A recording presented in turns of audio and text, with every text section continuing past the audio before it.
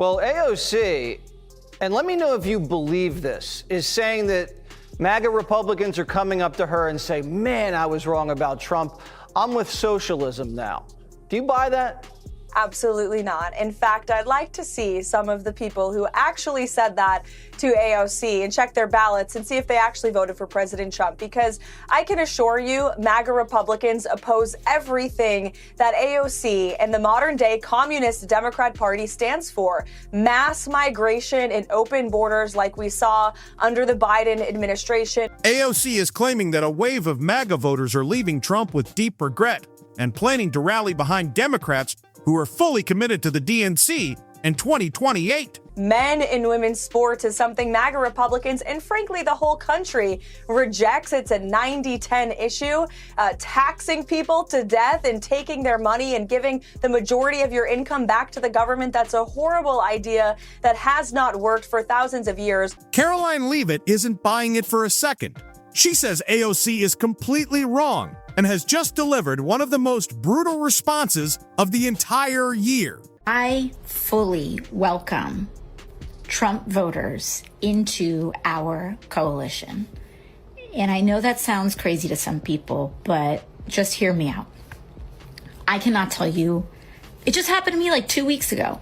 I can't tell you how many times someone has pulled me aside and said either I was once a big Trump voter and a Trump supporter, but then I started to kind of expand my world and where I got information. And now I've learned and now I've changed and I'm with you. If you're enjoying this video so far, please hit that subscribe button.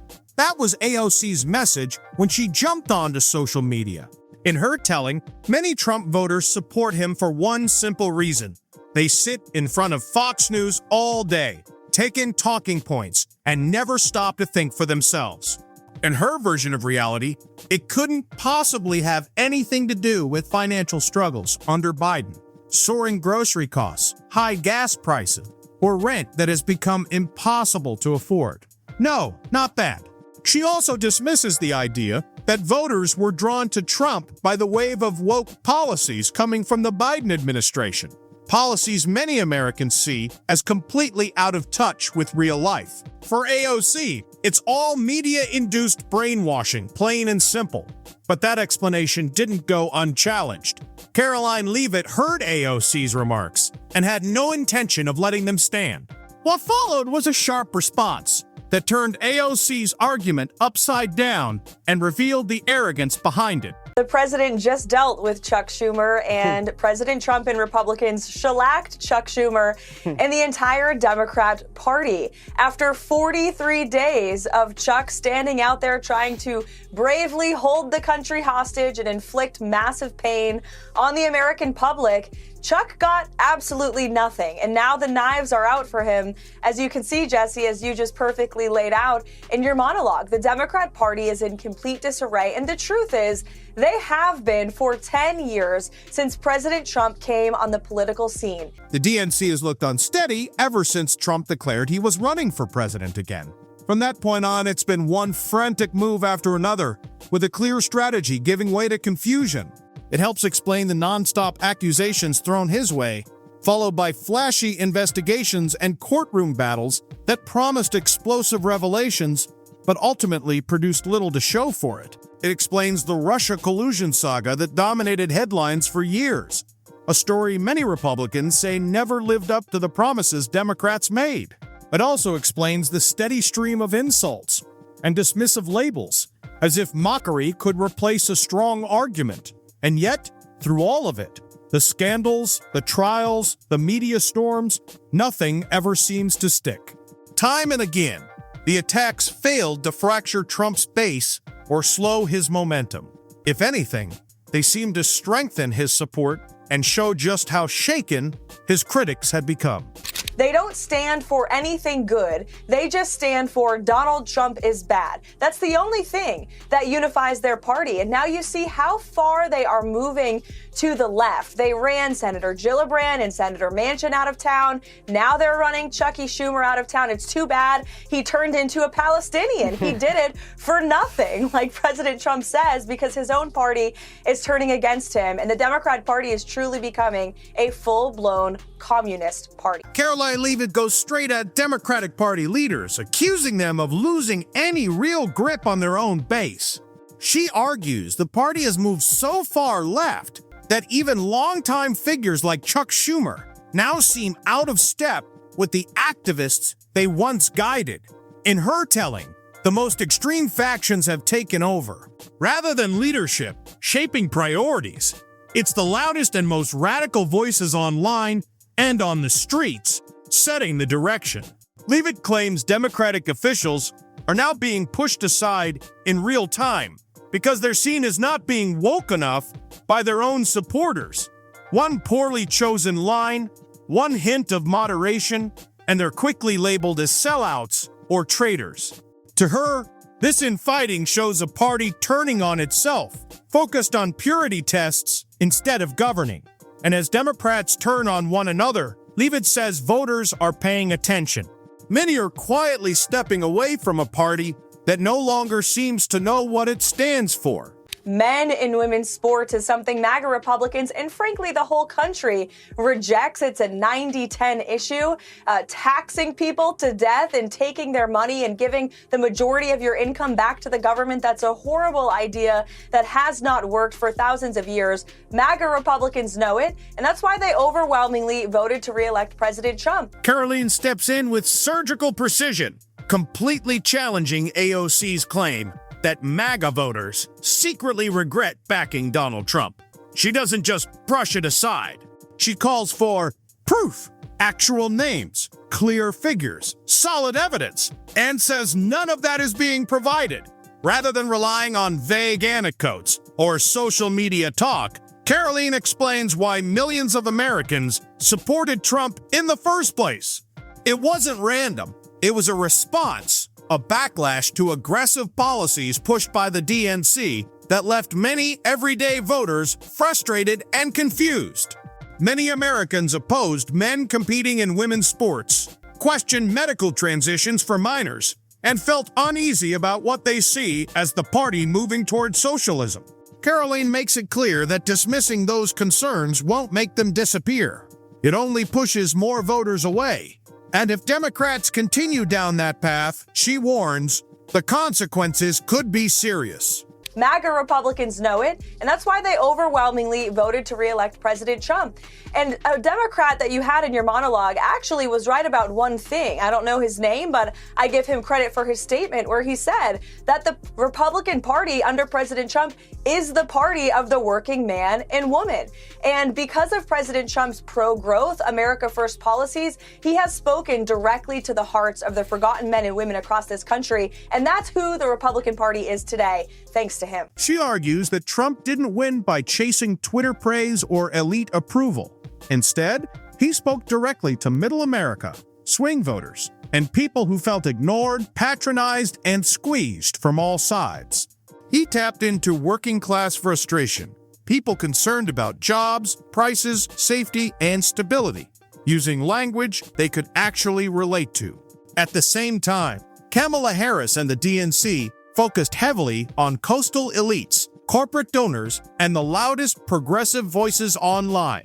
Instead of prioritizing everyday concerns, voters were often met with lectures, labels, and moral grandstanding. That gap mattered. When ordinary Americans felt dismissed or mocked, Trump made them feel seen and heard, even if they didn't agree with him on everything.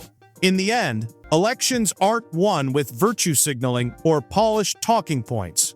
They're won by connecting with real people living real lives. And that connection is where Trump succeeded and where the DNC fell short.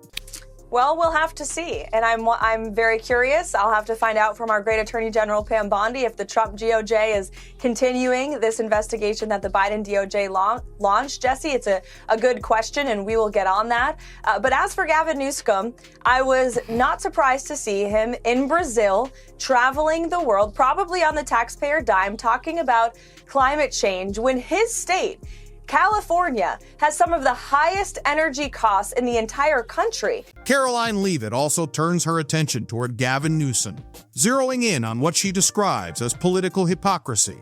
She criticizes Newsom for repeatedly speaking about saving the planet while overseeing one of the most expensive energy landscapes in the country.